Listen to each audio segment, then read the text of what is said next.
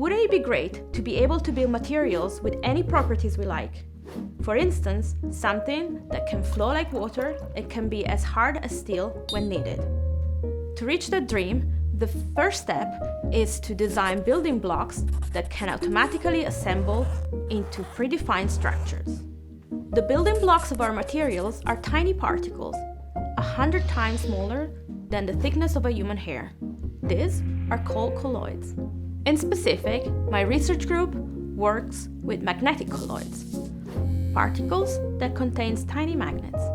By intentionally designing particles with specific shapes and magnetic properties, we can program them to repel each other or to stick together in a predefined way to form larger structures.